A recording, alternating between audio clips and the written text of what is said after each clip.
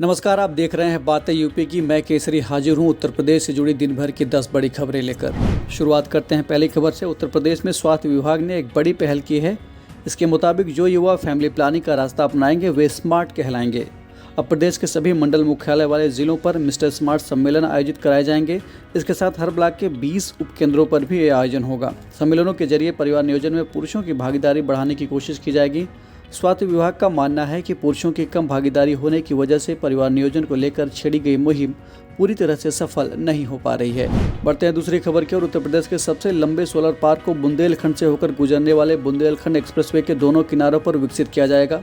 करीब 1700 हेक्टेयर में बुंदेलखंड एक्सप्रेसवे के किनारे इस सोलर पार्क को विकसित किया जाएगा। बता दें कि इसे Uttar Pradesh expressways industrial development authority UPEIDA की देखरेख में BOO यानी build own and operate model पर विकसित किया जाएगा। इस पूरे क्षेत्र को सोलर फार्म के रूप में स्थापित करके बुंदेलखंड एक्सप्रेसवे को सोलर एक्सप्रेसवे के रूप में विकसित करने की योजना है। इस काम में तकरीबन 2500 करोड़ से अधिक की लागत आएगी।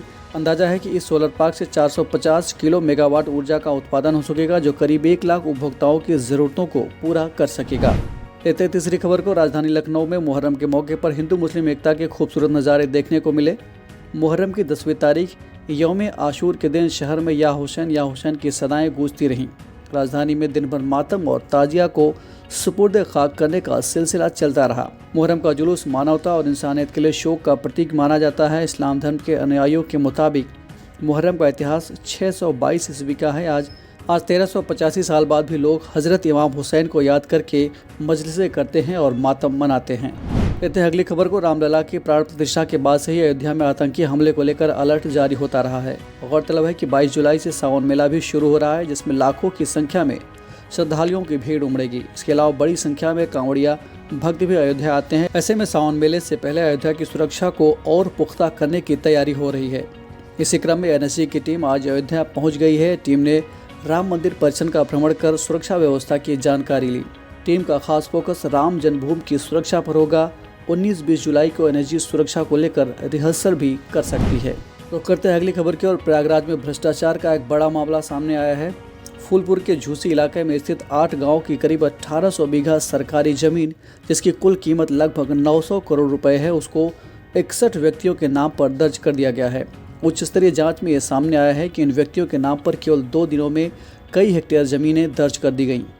इनमें से 53 आदेश तो महज एक ही दिन में जारी किए गए, जबकि शेष 8 आदेश 1 सप्ताह के भीतर जारी किए गए। जांच समिति की जांच में इस धोखाधड़ी के कई पहलू सामने आए हैं। मामले की जांच आगे अभी भी जारी है। बढ़ते अगली खबर की ओर। मुख्य सचिव मनोज कुमार सिंह ने कैबिनेट प्रस्ताव को लेकर सभी विभागाध्यक्षों को महत्वपूर्ण नोटिस भेजा है। उन्होंने यह निर्देश जारी किया है कि मुख्यमंत्री योगी आदित्यनाथ की अध्यक्षता में होने वाली कैबिनेट की बैठक में अब छोटे मोटे प्रस्ताव नहीं रखे जाएंगे।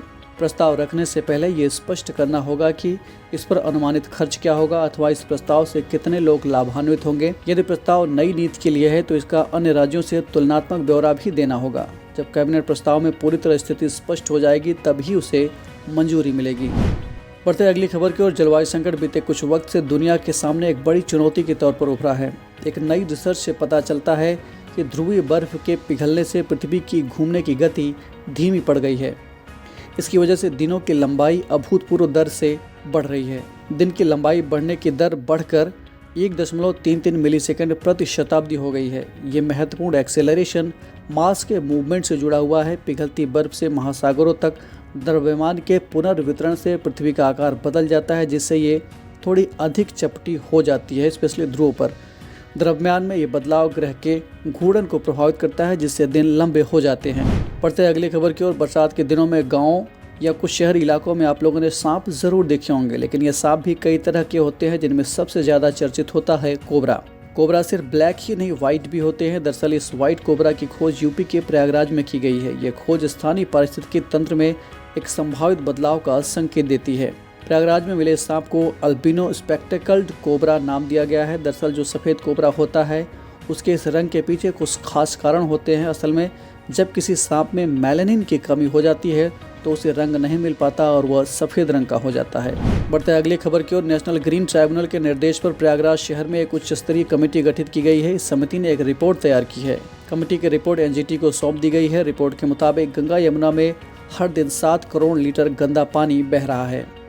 45 करोड़ लीटर गंदे पानी में सिर्फ 38 करोड़ लीटर का ही शोधन हो पाता है।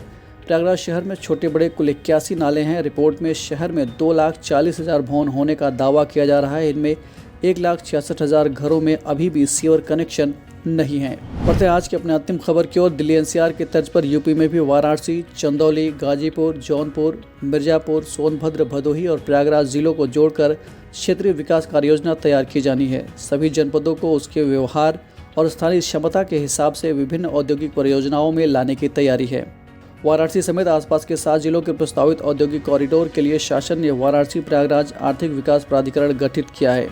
इस प्रक्रिया में इसी साल फरवरी में लखनऊ में ग्राउंड ब्रेकिंग समारोह का आयोजन किया गया था, जिसमें कई समझौते किए गए थे। उन्हीं समझौतों के तहत अब तक 39 उद्योगों का संचालन शुरू हो गया है।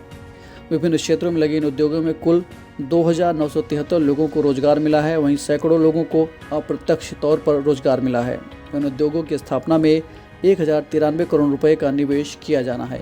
तो ये थी उत्तर प्रदेश से जुड़ी आज की दिन भर की 10 बड़ी खबरें। हम फिर हाजिर होंगे कुछ नई जानकारियों के साथ। तब तक के लिए देखते रहें और करते रहें बातें यूपी की।